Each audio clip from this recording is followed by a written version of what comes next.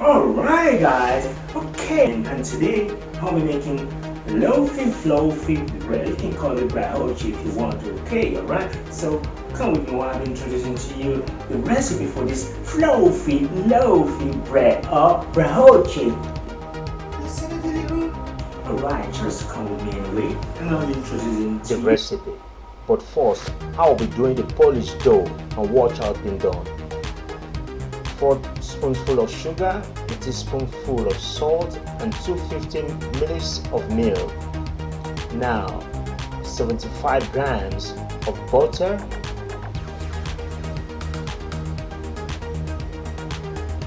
220 grams of flour all-purpose of course, and 4 grams of dry yeast. And I have this weighing jug to measure the material. I will start by pouring the 250 ml milk in the Pyrex bowl, then follow with the 220 grams of flour.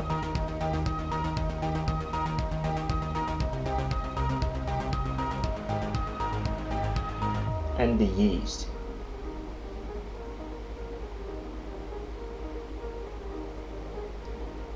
And I mix.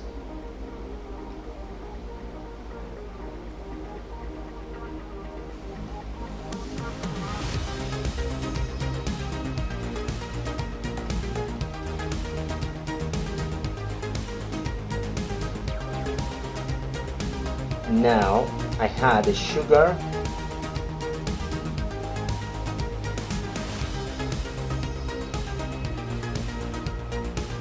and I mix more better.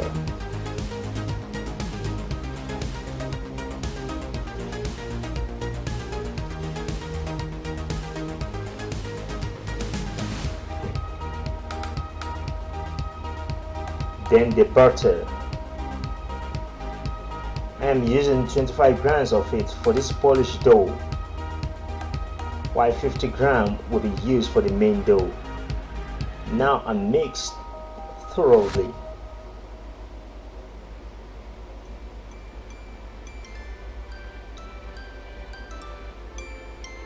Lastly, I add the salt.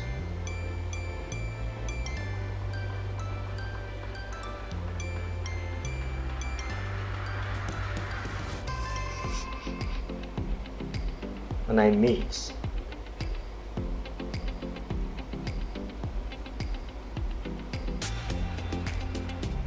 Then I get that plastic strap to cover it and keep inside the fridge till the next day. Now, as you can see, I have prepared the polished dough to use from yesterday, and this is exactly how it looks like after receiving its fermentation period.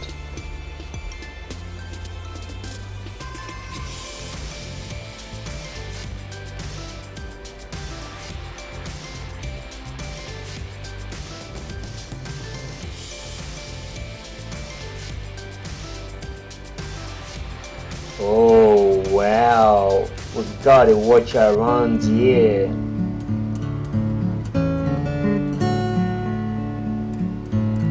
And now, with the general process, 600 grams of all-purpose flour poured on the surface, 220 ml of milk, and 2 broken eggs. And I mix all together and mix everything up thoroughly with a stick. A spoon is another good sauce as well, you know. And now my favorite part, creating a hole in the middle, and I pour in the solution in it with gentleness and make a gesture. Suddenly, splash! Wow! There's always a solution to whatever mishaps. Most especially in kitchens, you know. So let's go. Now I'll be adding 5 grams of dry yeast where there is liquid to mix. And I mix anyway, trying to gather up everything dough.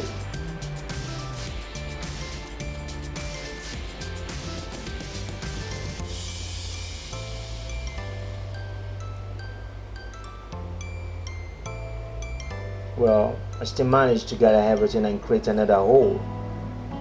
And now I'll be pouring in the rest of that liquid. And I add into it that liquid that is left. Now I'll be pouring in 3 spoonfuls of sugar and I mix.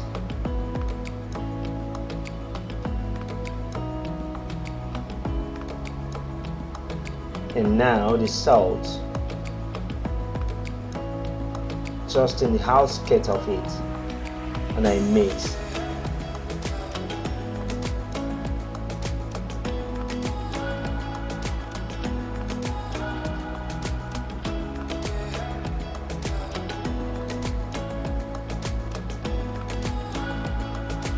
And now with the polished dough, I add it all. I add everything up.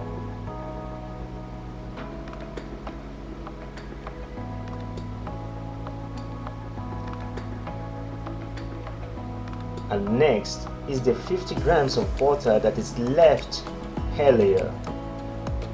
I add it up as well.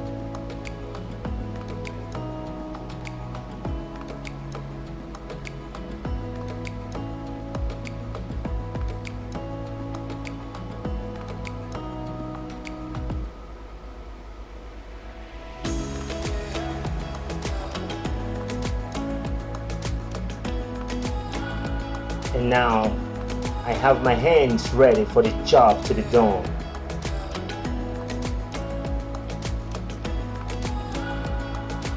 Both of my hands, of course. So at first the dough, it's somehow sticky to work with, and though it's literally tearing apart when drawn. But as the kneading continues with a steady and uniform rhythm, it should begin to gain that fine form as a perfect dough. So let's go. So my technique is like this. I use my right hand heel to drag the dough forward and at the same time draw it backward, and pin it up with my left hand and drag again with my right hand, repeating the same technique until it forms that finely smooth dough. So then let's go. There we go, man.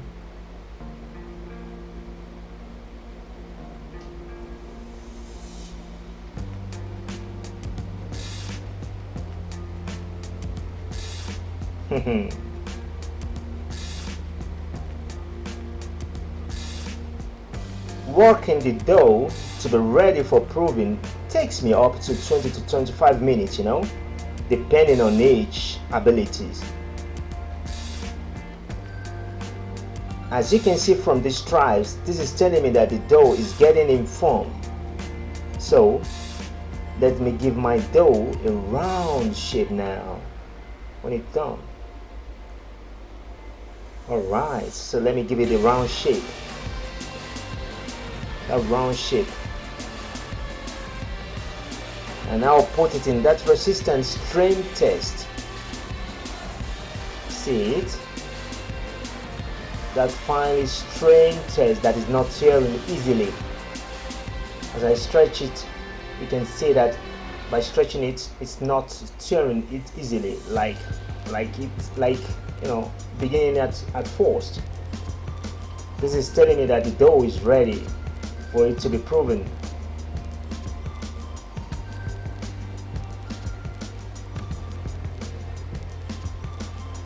It looks fine and the dough is ready to go for proving, Now I form it in a very round shape with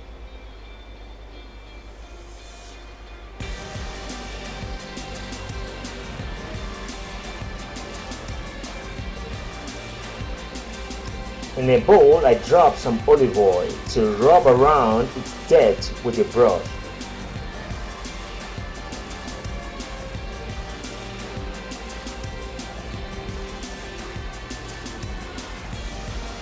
Then I drop the dough with gentleness in that bowl and rub the brush with oil on the surface of that dough.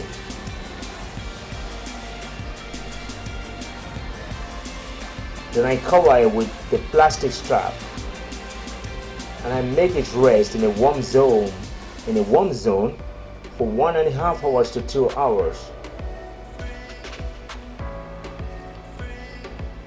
See how it pops up. Okay.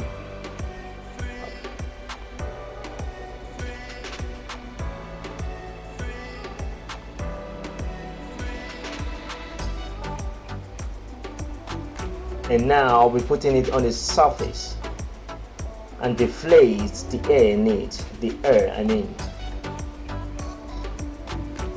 Flatten it up with my roller.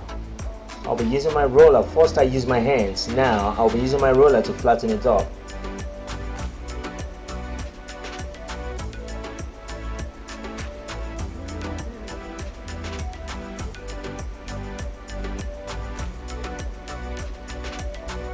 In which I'll be cutting it into 2 parts with my spatula.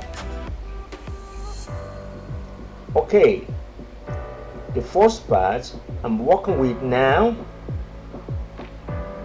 I'll be working with the first part by folding it like this.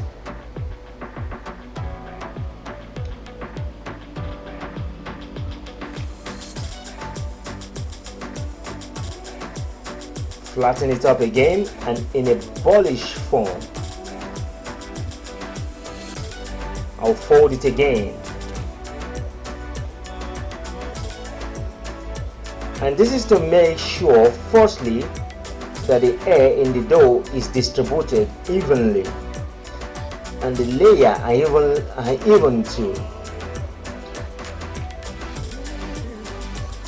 And with the help of a roller, I can do this well. I can do it very, very well. And using my hand to control the width.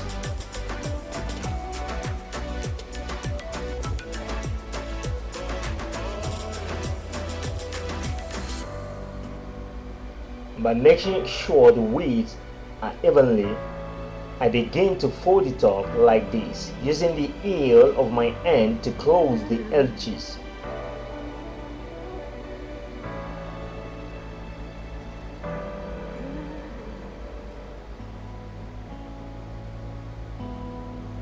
And I make sure I close both points absolutely, and the seam is blended correctly like this. Okay.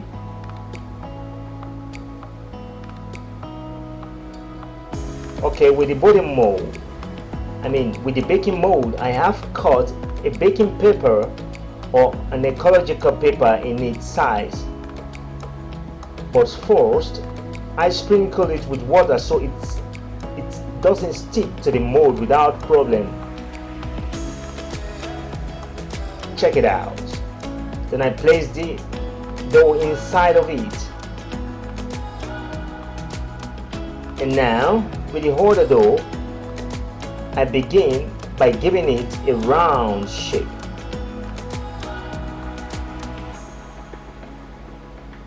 Just like this,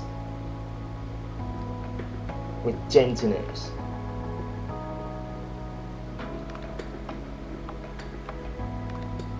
Then I turn it upside down, then degas it.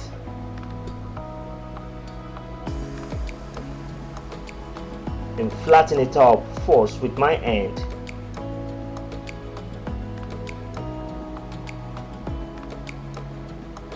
Then I use the roller to flatten it up evenly and in a very thinly form. Then I start to fold it up, rolling it like a snake, in a snake shape. So easy, right? Check it out. and the point and the seam, merging it together.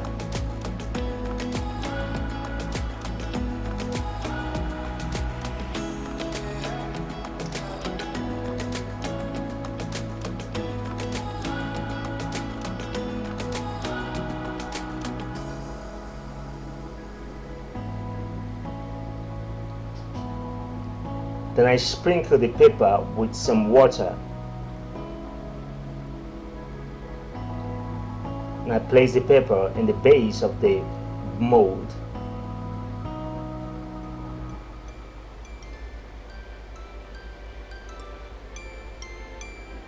I use the spatula to adjust the size of the dough in the mold evenly. Okay, I've already prepared 2 eggs, only using the yolk of the eggs to coat the surface of that mold. And with my brush, I design and I dress it up. That is the surface of it.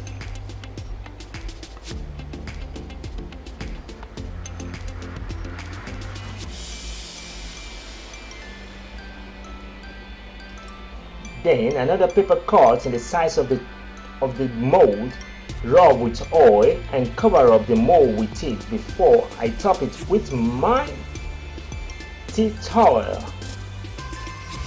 so it doesn't stick on top of it, and make it rest for 20 to 25 minutes. Check it out.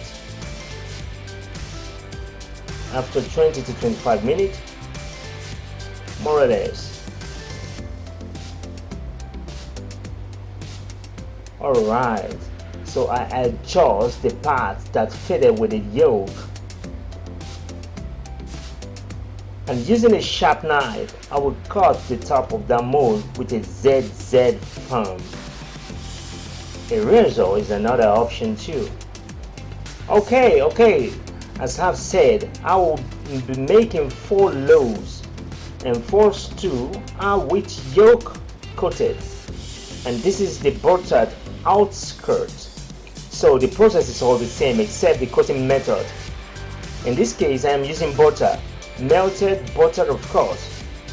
Okay, as you can see, the oil is still being present in the paper from the 4 stew loaves.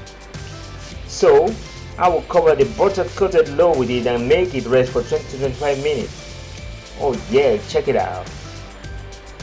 This time I'll be using a sharp razor. and I'll be using these to draw 4 parallel lines on top of it.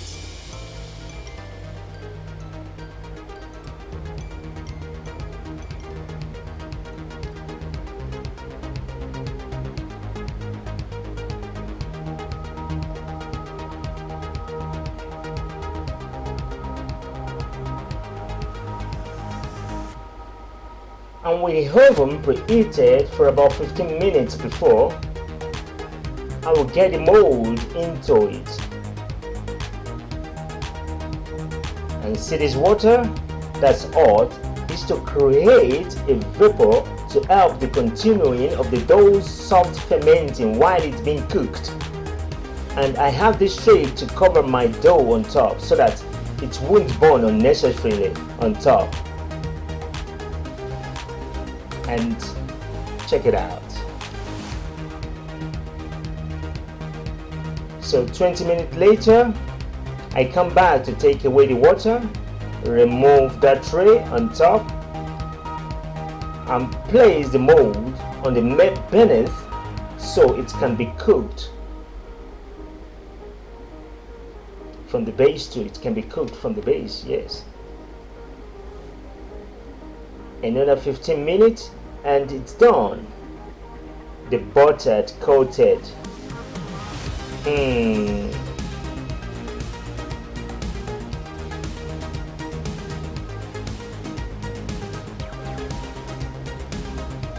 check out that softness and the crumbs.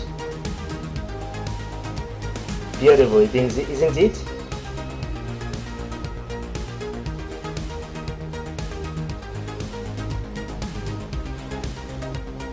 And the yolky loaf bread. how beautiful it is. Check it out, guys.